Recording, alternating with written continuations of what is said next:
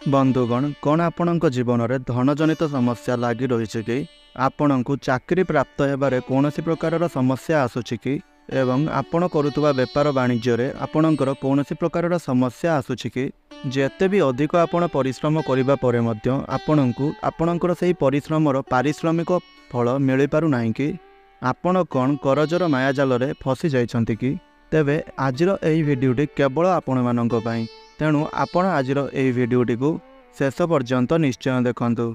आजिर एही भिडियो रे आमे आलोचना करिबा जे नवरात्रिर 9 दिन मध्यरे घर को केउं जिनिस गुडी को आमे आनिबा द्वारा आपणकर समस्त मनस्कामना पूर्ण होइताए एवं आपणकर समस्त समस्या गुडी को दूर होइताए। बंधुगण नवरात्रिर पावन पर्व आरंभ होई सारिलानी एवं आमर हिंदू धर्म रे आमर भारत रे एही नवरात्रिर पर्व को बहुत धूमधाम सहित पालन करा जाइताए। या सहित विदेश रे मध्य एही नवरात्रिर पर्व को बहुत अधिक धूमधाम रे पालन करा जाइताए। एमिति मध्य मान्यता अछि कि नवरात्रिर एही समय रे जेउ व्यक्ति मांकर भल भाव रे पूजा अर्चना करिताए श्रद्धा भक्ति एवं हृदय मांकर पूजा अर्चना करिताए मांको पाई व्रत रखिताए उपवास रखिताए एही भली व्यक्ति मानकर समस्त मनस्कामना निश्चय भाव रे पूर्ण होइताए। काहेकि ना 9 दिन पर्यंत माता रानी माता दुर्गा एही पृथ्वी को आमर धरा पृष्ठ को आसी जाती। तेबे जदि आपण माने एबे पर्यंत भी एही जिनिस गुडी को आपणकर घर को आनी नाहंती तेबे निश्चय रूप से आज ही जाइकरी एही जिनिस गुडी को आपणकर गृह को नहीं आसंतु। एहा को आनिबा द्वारा आपणको केउ प्रकार सब फायदा मिलिबो ताहा आपण अवश्य एही वीडियो रे जानिबा को पाइबे। सेथिपई वीडियोटी को शेष पर्यंत देखंतु। आउ अवश्य वीडियोटी को गोटे लाइक करंतु एवं तले आसुवा कमेंट बॉक्स रे जय माता दुर्गा जय माता लक्ष्मी अवश्य लिखंतु। आउ एही वीडियोटी को आपणकर प्रियजन माननकु निश्चय रूप से शेयर करंतु एवं चैनलटी को सब्सक्राइब जदि करिनांती तेबे एही भली भल भल वीडियो देखिबा पाई आपण सब्सक्राइब मध्य करनियंतु। माता रानी एही धरा पृष्ठ को आसी निजर भक्त मानकर समस्त मनस्कामना को समस्त इच्छा को से पूर्ण करिथांती। नवरात्रिर एही जो 9 दिन होइताए एही 9 दिन मध्यरे माता रानींकर 9टी स्वरूप को 9टी रूप को विशेष भाव में पूजा अर्चना करा जाइथाए। तेणु आपण एही नवरात्रिर 9 दिन मध्यरे आपणकर घर को नहीं आसंतु एही 9टी गुप्त जिनिस एथिमध्यरु जदि आपणको कोनोसी गुटिए भी संभव हुए आनिबा पई तबे गुटिए मध्य आपण एही 9 दिन मध्यरे आनी परिबे। आपणक सक्षम अनुसार आपण जिनिस किनिबे। एहा परे आपण देखिबे आपणकर जन्म जन्मांतरर गरीबी दूर होई जिवो। नवरात्रि रे जदि किछि एमिति जिनिस अछि जहा को आपण आनी आपणकर घरे रखिबा द्वारा माता रानी माता दुर्गा आपणक ऊपर बहुत अधिक प्रसन्न होइतांती। एहा सहित से निजर भक्त मानकर समस्त मनस्कामना गुडी को पूर्ण करितांती। तेबे बंधुगण एबे आसंतु जानिबा कोन सेही सबु गुप्त जिनिस गुडीक।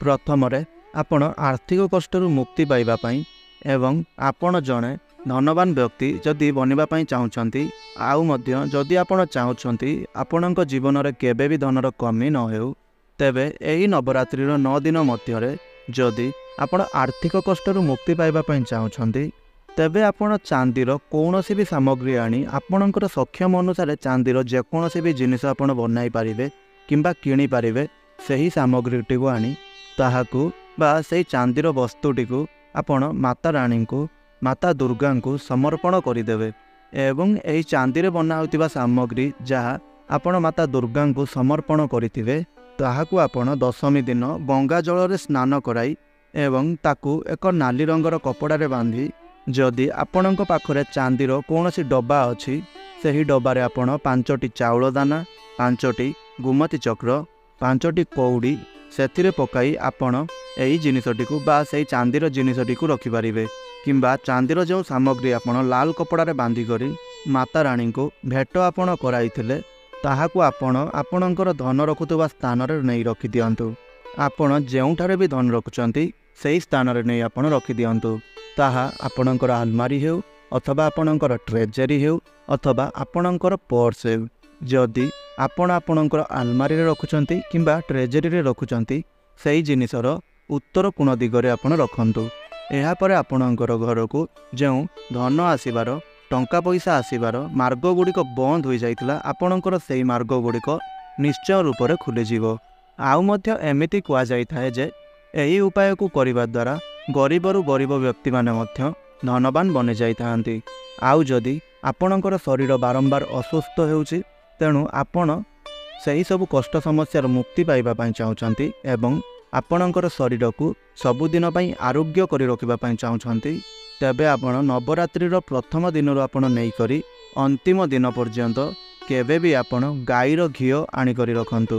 ଅର୍ଥାତ୍ ଏହି ନବରାତ୍ରିର 9 ଦିନ ମଧ୍ୟରେ ଆପଣ କେବେ ବି ଗାଈର ଘିଅ ଆଣିକରି ରଖନ୍ତୁ ଏବଂ ଏକ ଦୀପ ଆଣି ସେଥିରେ ଗାଈର ଘିଅକୁ ଦେଇ ତାହାକୁ ଆପଣ ପ୍ରଜ୍ୱଳନ କରାନ୍ତୁ।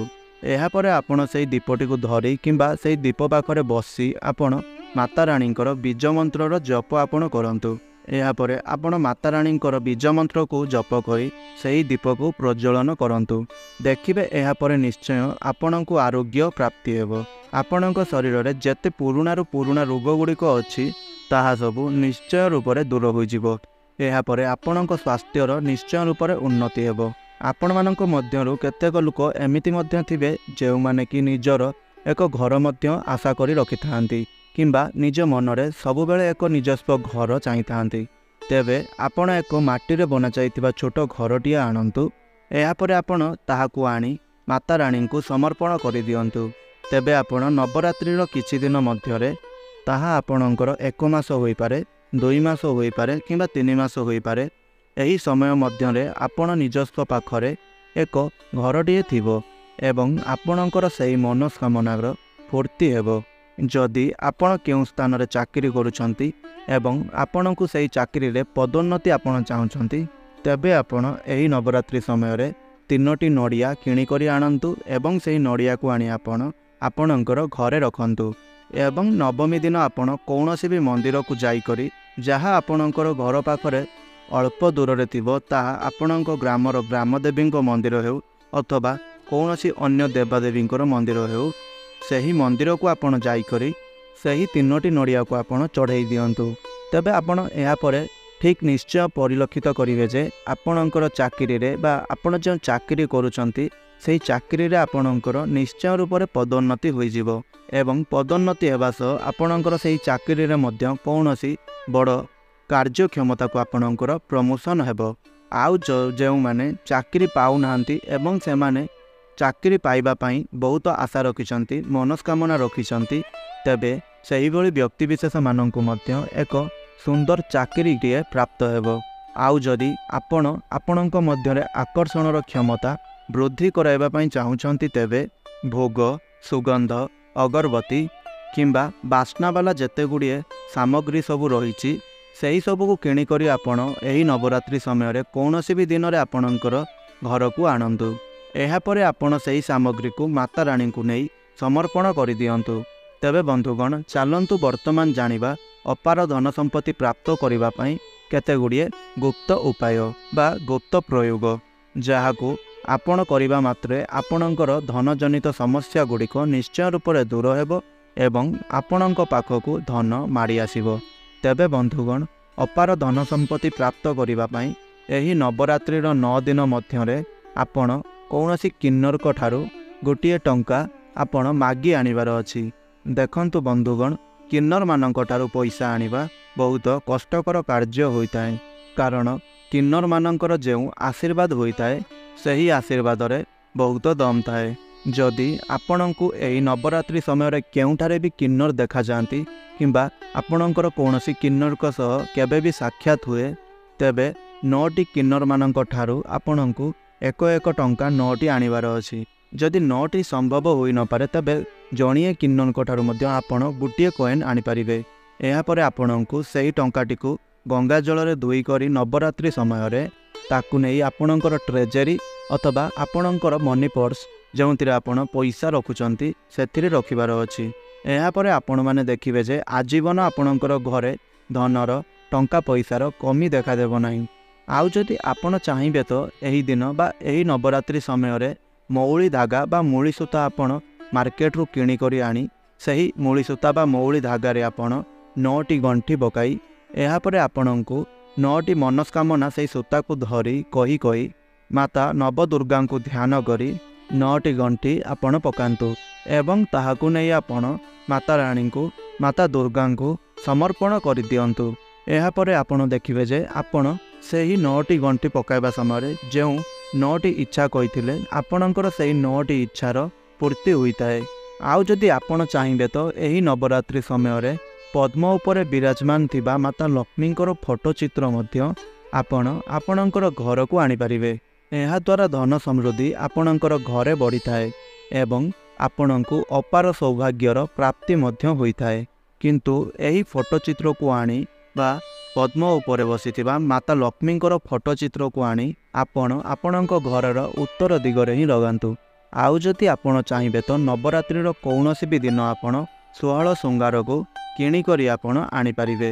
ଏମିତି ମାନାଯାଇଥାଏ ଯେଉଁ ବି ବ୍ୟକ୍ତି ନିଜର ଜୀବନ କାଳ ମଧ୍ୟରେ ଗୋଟିଏ ଥର ପଛେ ହେଉ ଯଦି ମାତା ରାଣୀଙ୍କୁ ମାତା ଦୁର୍ଗାଙ୍କୁ 16 ଶୃଙ୍ଗାର ଚଢ଼ାଇ ଦେଇଥାଏ ତେବେ ଏମିତି ବ୍ୟକ୍ତିଙ୍କର ଯେଉଁ ପାରିବାରିକ ଅଶାନ୍ତି ଗୁଡ଼ିକ ରହିଥାଏ, ତାଙ୍କର ପରିବାର ମଧ୍ୟରେ ଯେତେ ଗୁଡ଼ିଏ ସବୁ ସମସ୍ୟା ହେଉଥାଏ, ତାଙ୍କର ପାରିବାରିକ ଜୀବନରେ ଯେତେ ବି କିଛି ସମସ୍ୟା ସବୁ ରହିଥାଏ ତାହା ସେହି ବ୍ୟକ୍ତିଙ୍କର ନିଶ୍ଚୟ ରୂପରେ ଦୂର ହୋଇଯାଇଥାଏ।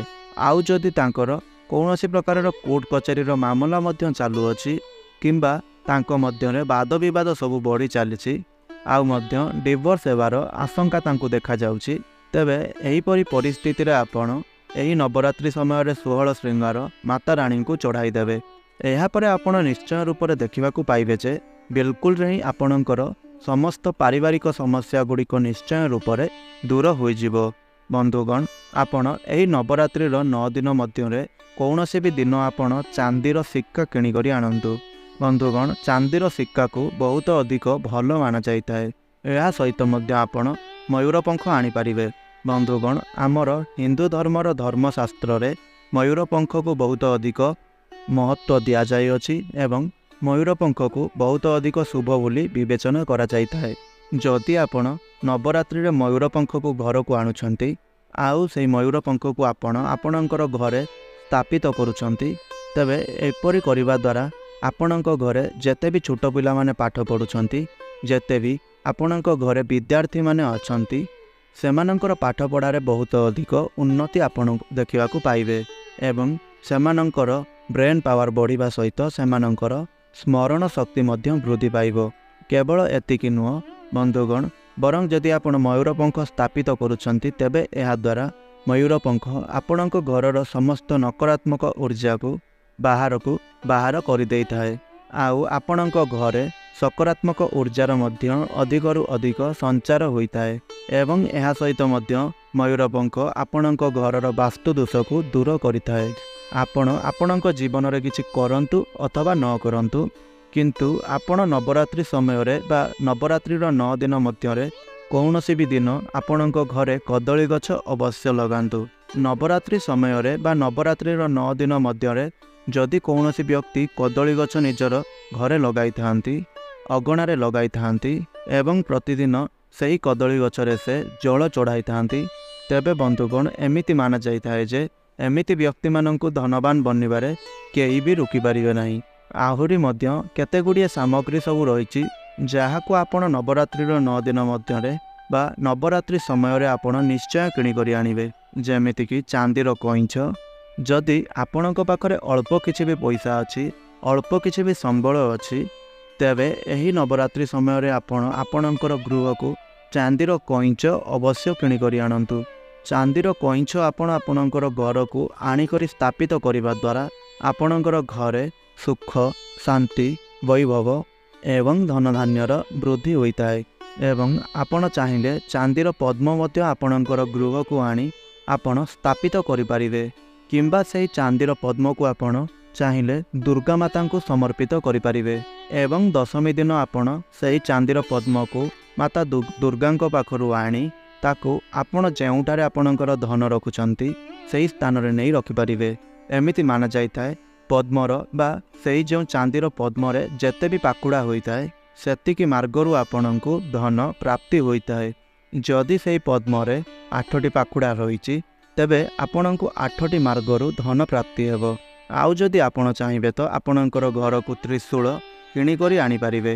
ଯେଉଁ ଲୋକମାନେ ଶତ୍ରୁଙ୍କ ପାଇଁ ବା ସେମାନଙ୍କର ଶତ୍ରୁମାନଙ୍କ ପାଇଁ ଚିନ୍ତାରେ ରହିଛନ୍ତି ଆଉ ସେମାନଙ୍କର ଶତ୍ରୁ ସେମାନଙ୍କୁ ହଇରାଣ କରୁଛନ୍ତି, तेबे एहिभଳି व्यक्ति माने नवरात्रिर जेकोसी भी दिन में आपण जेकोसी भी धातुरे प्रस्तुत होइतिबा त्रिशूल को घर को आणंतु।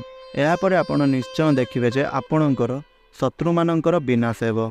आउ जदि आपण चाहिए तो यही नवरात्रि समय रे आपण माता राणींकर चरण पादुका मध्य किणिकरी आनीपारे। जो व्यक्ति माने धनवान बनवा चाहूँगी एवं केते प्रकार सिद्धि प्राप्त करने चाहूँगी एहिभଳି व्यक्ति माने एही नवरात्रि समय रे माता दुर्गा को चरण पादुका निश्चय रूप से अर्पण करंतु। जो लोक मानकर केतेगुड़िए मनस्कामना सब रही तेबे एहिभଳି व्यक्ति माने निश्चिंत रूप से नवरात्रि समय रे चरण पादुका माता दुर्गा को अर्पण करंतु। यापर आपण माने निश्चय रूप से देखा पाइबे जे आपणकर समस्त मनस्कामना पूरण हेब, सिद्धि मध्य प्राप्ति हेब। आपण चांदीर कौनसी भी पात्र अर्थात आपण चांदीर चमच आनीपारे। नवरात्रि रे आपण माता रानी को चांदीर पात्र रे भोग लगाई दियंतु।